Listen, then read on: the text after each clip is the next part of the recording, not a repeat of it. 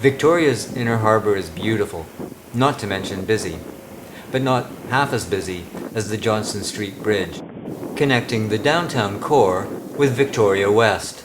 The 85-year-old Bascule Bridge, which is in serious need of repair or replacement, carries 25,000 motor vehicles per day, but also an increasing number of pedestrians and cyclists.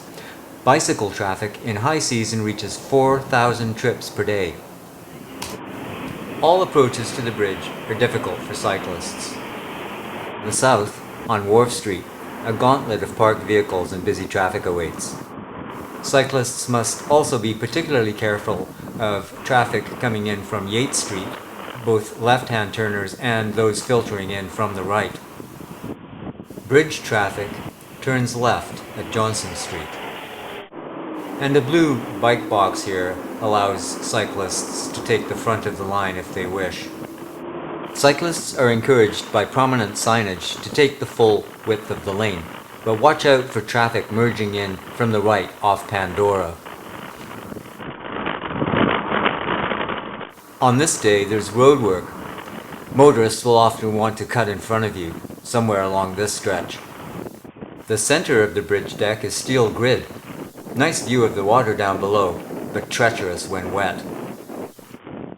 The majority of northbound bicycle traffic will take the first right-hand turn after the bridge, up towards the Galloping Goose Trail.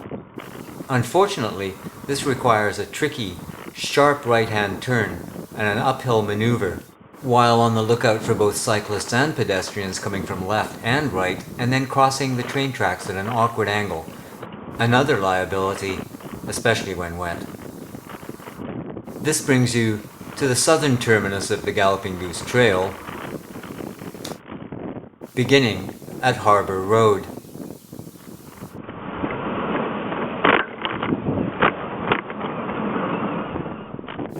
Coming from the Vic West side south on Harbour Road, the cyclist has several options, none of them entirely satisfactory.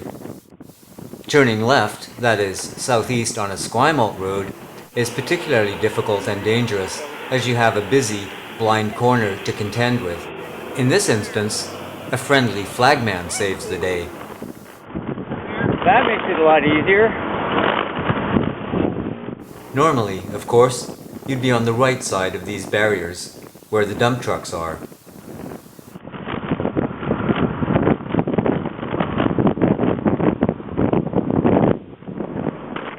Another alternative begins on the pathway next to the Ocean Point Resort. Obstacles here include a bollard, crossing a sometimes busy sidewalk next to the bus stop, and finally hopping the curb to get onto the entrance. Both of these approaches are threatened by the same danger: traffic merging from the left. They'll often want to race to get in front of any cyclist who dares to take the lane, as instructed by the prominent signs.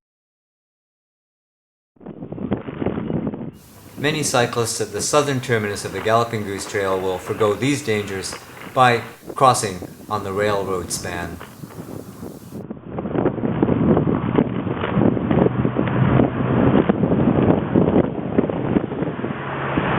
It's coming through on your right here. Cyclists are requested to walk their bikes on the narrow center section. Here, pedestrians and other cyclists are elbow to elbow. Things get busy on the eastern end next to the train station, and many people, both cyclists, like this one, and pedestrians, cross all lanes of traffic here to get to the right-hand side and onto Wharf Street. The other option is to cross the train tracks and go through the parking lot next to the Janyan building. If you're heading south, join traffic at the light at Pandora, but watch out for motorists in the right-hand turn lane who go straight through instead of onto the bridge. Of course, everything comes to a standstill when the bridge is raised for marine traffic. The bridge is often raised for up to 10 minutes, leaving traffic of all descriptions backed up in all directions. On the downtown side, traffic from Store Street, Pandora and Wharf is bumper to bumper.